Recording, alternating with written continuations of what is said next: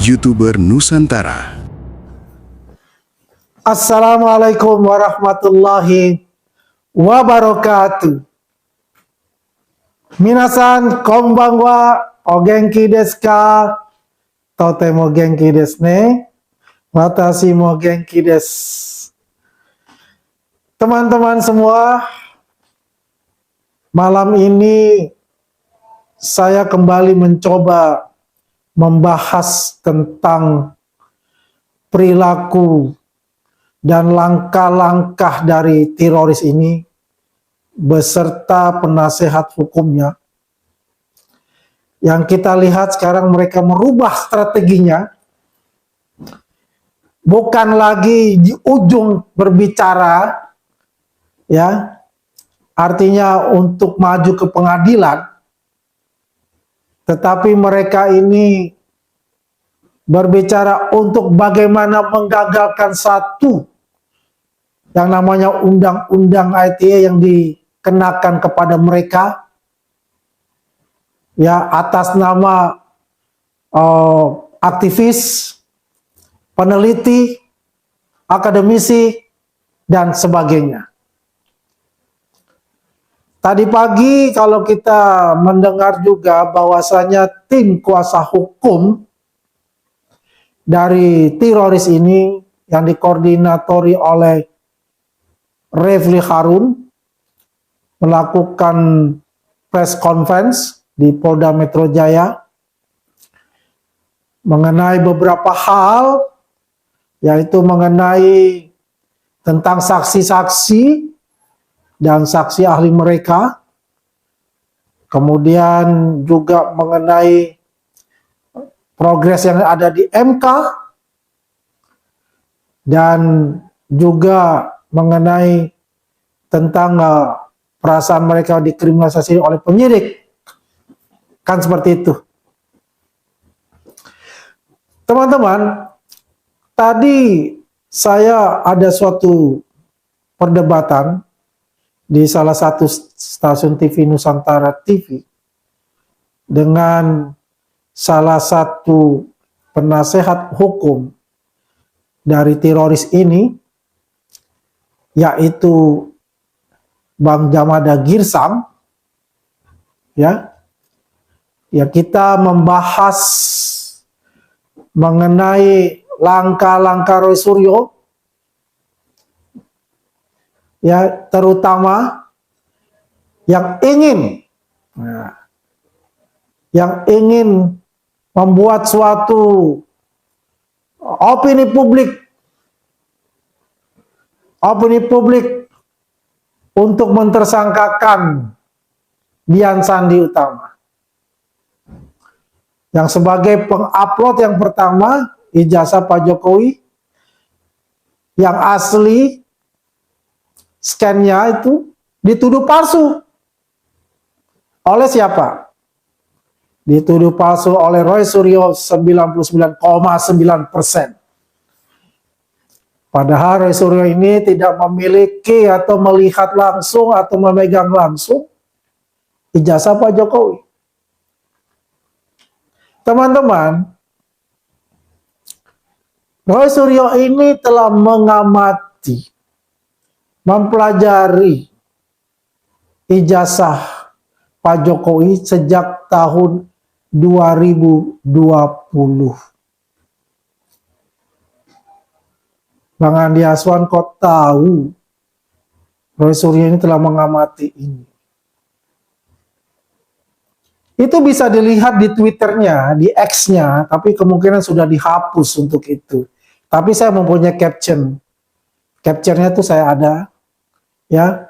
Yang dia amati oleh dia itu ijazah fotokopi, kemudian skripsi, ya, yang depannya itu yang dia katakan bahwa itu ada susupan, ya, susupan di skripsinya beliau, bahwa skripsinya itu bukan Pak Jokowi, gitu, dibuat baru. Dalilnya apa? Dia foto katanya. Yang lucunya dia foto tapi pakai filter kayaknya, atau fotonya terlalu bagus gitu, akhirnya jadi warnanya putih. Padahal dasarnya itu lusuh, kertasnya udah kertas tua lah, 40 tahunan seperti itu. Ya sama lah dengan kertas dalam perakatannya ataupun dalam isi dari skripsi itu. Itu sudah diamati, sudah dipelajari oleh Roy Suryo di tahun 2020. Nanti saya akan berikan itunya, apa namanya, tweetnya dia.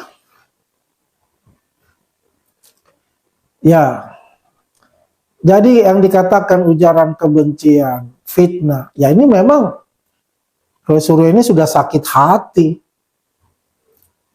Ya, adalah jadi teroris ini, Tifa Roy Risman ini ya pada dasarnya ini adalah sakit hati, dan itu benar adanya. Karena mencari-cari kesalahan-kesalahan dan membuat suatu rekayasa sehingga itu percaya bahwa itu ada kesalahan dari Pak Jokowi maupun institusi UGM. Sekarang yang diincar nih, yaitu adalah yang pengupload pertama, yaitu Dian Sandi. Padahal ini sebelum Dian Sandi mengupload ini, tahun 2020 dia sudah melakukan pengamatan atau penelitian menurut versinya dia. Nah, sudahlah, jangan berskenario lagi lah, Roy Suryo.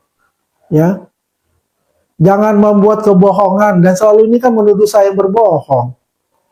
Padahal, ya, kalau dia katakan ijazah, scan ijazah itu, ya, yang pernah saya tampilkan maupun scan ijazahnya Dian Sandi itu adalah sama adanya dengan ijazah asli Pak Jokowi yang sekarang ada di Polda Metro Jaya, dan mereka sudah melihat isinya gitu.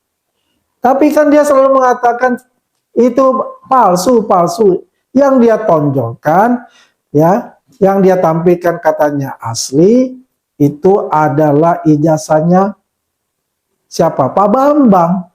Yang notabene ya berbeda. Berbeda apa? Walaupun tahunnya itu dilantik di wisuda 7 Mei 85. Ya berbeda, itu angkatannya 79, bukan angkatan 80. Ya. Kemudian yang berbeda itu apa? Meterainya. Embos ada. Watermark ada. Ya. Artinya di sini meterainya itu 100 bukan 500 ya. Pak Groseno kan di sidang CS mengatakan 500 dan kekeh 500, padahal itu 100 warna merah itu. Dan itu ada angkatannya Pak Jokowi juga yang sudah pada tahun yang sama dan hari serta bulan yang sama, 3 orang. Ya artinya ya asli juga dong. Kalau dia katakan dia bilang ini loh yang asli, ya temannya Pak Jokowi di situ juga di wisuda sama. Nah, hanya karena beda bulan, yaitu ketika bulan Agustus dan November, wisuda gelombang 3 dan gelombang 4, meterainya hijau, itu berbeda. Embosnya ada embosnya, watermarknya ada watermarknya. Ada hologramnya. Nah, ini teman-teman. Mereka membuat blunder di press conference yang gagahnya mengatakan ijazah UGM tahun 85 itu luar biasa hebat, ada hologram. Tahun 85 itu nggak ada hologram. Tahun 85 itu semuanya emboss. Hologram itu dipakai UGM tahun 2009. Bentuknya kayak stiker di depan. Bukan di dalam kertasnya, di dalam ijazah itu kayak seperti mata uang. Tidak. Salah besar itu. Itulah saya bilang, bagaimana mencari alibi-alibi untuk menutupi kebohongan-kebohongan mereka itu. Ya, jadi dia ini mau balik kembali, kausa primanya adalah Dian Sandi. Menurut pengacara kami, menurut ahli hukum, menurut Profesor A, B, C, D, E. Buset dah. Dia katakan itu ya seharusnya tersangka adalah Dian Sandi. Inilah ciri-ciri manusia ya yang lempar badan, pengen lempar badan gitu. Jadi menyalahkan semua, mencari kambing hitam. Agar dia tuh terlepas dari jeratan tersangka itu. Ya kalau lu nggak genit-genit gitu ya, memang lu punya niat busuk dari dulu, ya itulah, terimalah apa adanya sekarang gitu. Dan yang agak menarik ini, Refli Harun mengatakan bahwasanya itu sudah dilimpahkan ke kejaksaan P19-nya. Wah, kita harus mengatakan 2 jempol untuk para penyidik di Polda Metro Jaya. Anda sangat profesional untuk itu. Dan memang kalau sudah terlengkapi semua, ya tinggal diserahkan. Kalau dia mengatakan saksi kami belum diperiksa, ya monggo saja saksi diperiksa. Yang penting ini sudah dilengkapi semua. Saksi ahlinya juga ada diperiksa. Ada kan? Ya tinggal aja ketika P21 ini, menurut teman-teman, mereka akan ditahan atau tetap seperti yang sekarang. Sebaiknya gimana? Menurut teman-teman semua? Kayaknya mesti ditahan ya. Bukan kayaknya lagi, wajib ditahan. Karena ini akan berbahaya untuk bangsa kita ini. Coba selalu mencari bagaimana mengarahkan opini publik orang yang tidak tahu, ya dipengaruhi oleh mereka, sehingga banyak sekali hoax-hoax yang terjadinya polarisasi di bawah, hingga muncul yang namanya Bani Salawi, kaum Salawi, yaitu kaum semua salahnya Jokowi. Jalan rusak, Jokowi yang salah. Kucing ketabrak, Jokowi yang salah. Karena apa? Benci dan dendam itu telah menyatu mendarah daging kepada mereka. Apapun itu akan dihajar. Apapun itu akan ditarik, dicari celahnya, dicari hukumnya, dan sebagainya. Walaupun tidak ada legal standing. Nah, ini menarik kalau kita mendengar coba apa yang mereka lakukan tadi pagi, ya kan? Kita juga dengarkan ya nanti di beberapa stasiun TV itu kan ada. Tapi saya ini akan membahas coba mengenai tadi percakapan saya dengan Jemada Girsang, salah satu pengacara itu, yang tadi juga pagi itu hadir ya dalam press conference itu. Coba kita dengarkan sama-sama. Irwasum, pihak RRT tidak mengajukan SP3, tapi penghentian penyidikan demi hukum. Nah ini bedanya apa Pak Jemada? Oke, baik dan rekan Andi. Sebenarnya bukan tadi saja kita bicarakan tentang itu ya, tapi mungkin sudah 2 minggu lalu kita ajukan surat ke Irwasum, judulnya tentang penyelidikan dihentikan demi hukum. Itu sesuai dengan pasal 24.2C Undang-Undang 20 tahun 2005 atau KUHP lah, KUHP baru. Kenapa? Karena kita ada beberapa alasan ya. Ada beberapa alasan, minimal 3 alasan itu. Pertama tadi adalah pasal 24 ayat 4.2c, penyelidikan diartikan demi hukum. Itu istilah yang ada di KUHP yang baru. Nah, bagaimana pelaksanaannya, itu tentu perlu penelusuran lebih lanjut lagi. Tapi yang jelas, di KUHP pasal tersebut, pasal 24 ayat 4.2c, tersurat, bukan tersirat lagi, tersirat seperti itu. Nah, untuk itu, yang pertama adalah alasan kami adalah Undang-Undang 31 tahun 2014, Undang-Undang Perlindungan Saksi, di mana ketika RRT ini, Roy Risman Natipa itu sudah pernah dijadikan saksi dalam perkara yang ada di Barreskrim, yaitu laporan TPUA 9 Desember tahun 2024 kalau nggak salah ya. Nah, mereka jadi saksi. Oleh sebab itu, sesuai dengan Undang-Undang Perlindungan Saksi dan Korban, pasal 10 ayat 1 dan 2 khususnya, mengatakan saksi korban, saksi pelapor atau saksi pelaku selama sejauh dia memberikan kesaksian dalam satu laporan tidak bisa digugat baik pidana baik perdata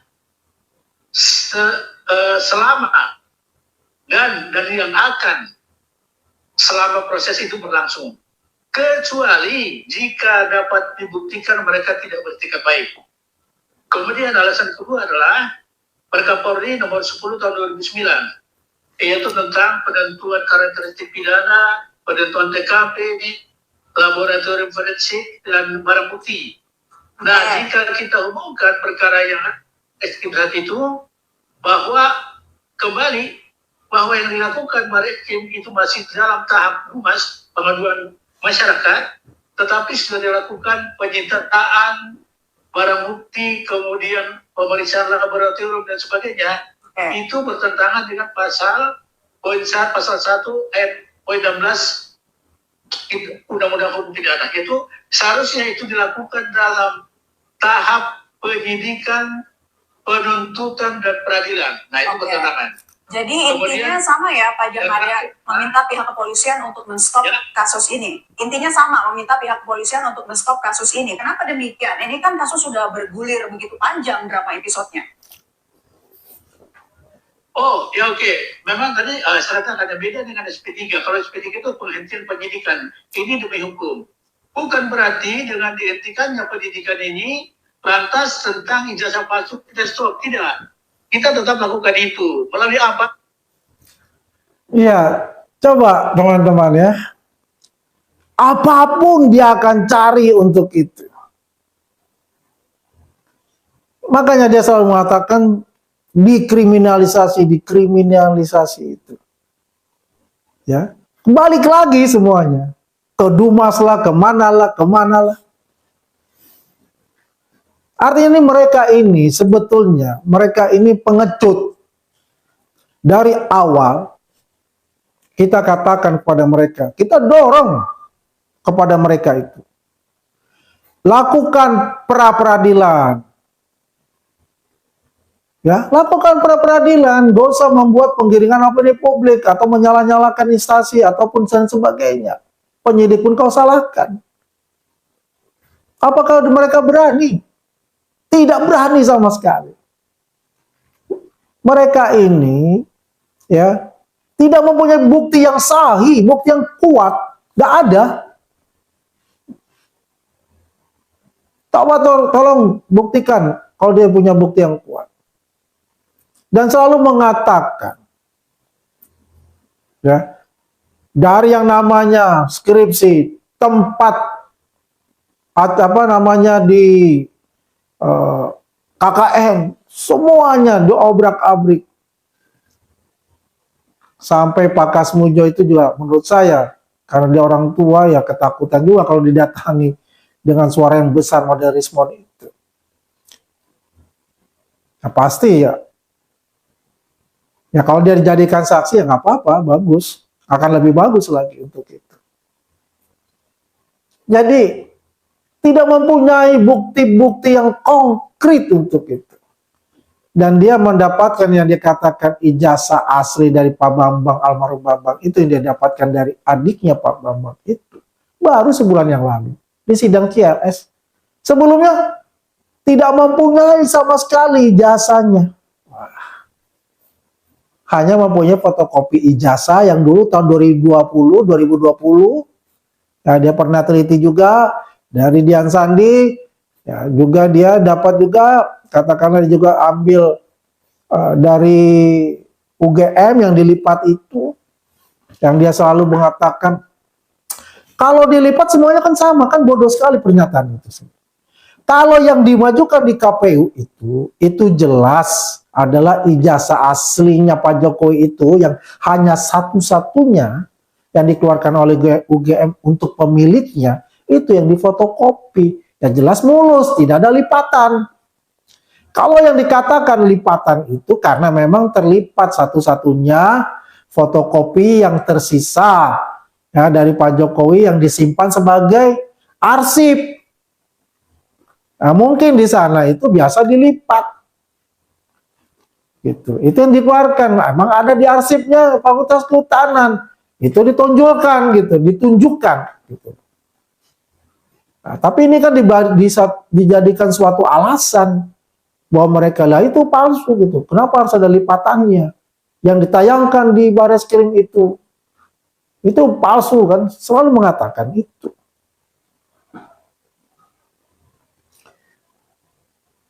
Susah kalau kita bicara dengan Bani Salawi ini ya, kaum Salawi ini. Semuanya gitu akan dikatakan. Dalil-dalilnya digunakan juga pasal-pasal dan sebagainya.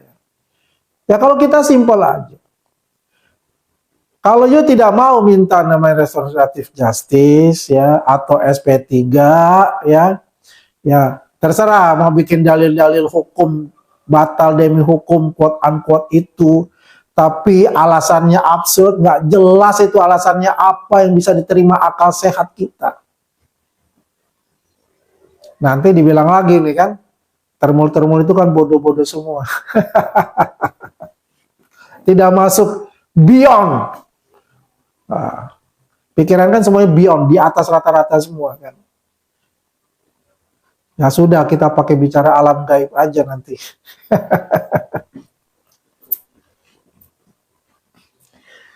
Ya, teman-teman semua, ini memang semakin hari ini kita seperti deja vu itu, balik lagi ke awal semua. Ya, jadi dia cari yang namanya causa prima, bicara causa prima gitu. Padahal dia lupa selama ini apa yang dia lakukan. 2020 dia sudah melakukan terutama Rosuryo penerjaan itu. Ya kita ingatlah dulu itu ada kasus stupa itu. Dari situ dia merasa juga ya artinya sakit hati lah, balas dendam dan sebagainya, dan benci sekali gitu bukan Pak Jokowi itu.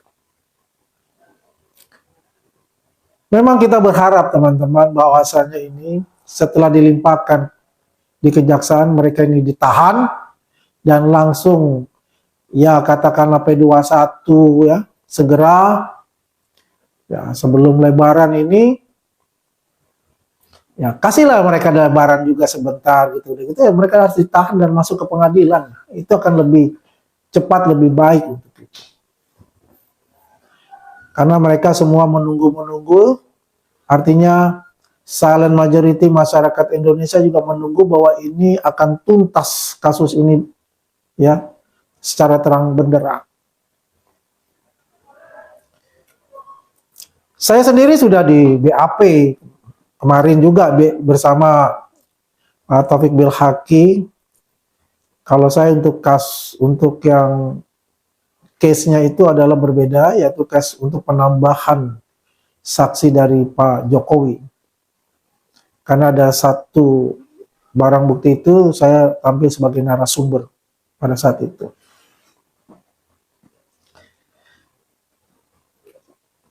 Ya siap-siap aja lah Roy, ya nggak usah mengajak-ngajak lagi, menuduh-nuduh lagi orang gitu loh. Persiapkan aja semua evidence-nya, ya apa saja yang perlu untuk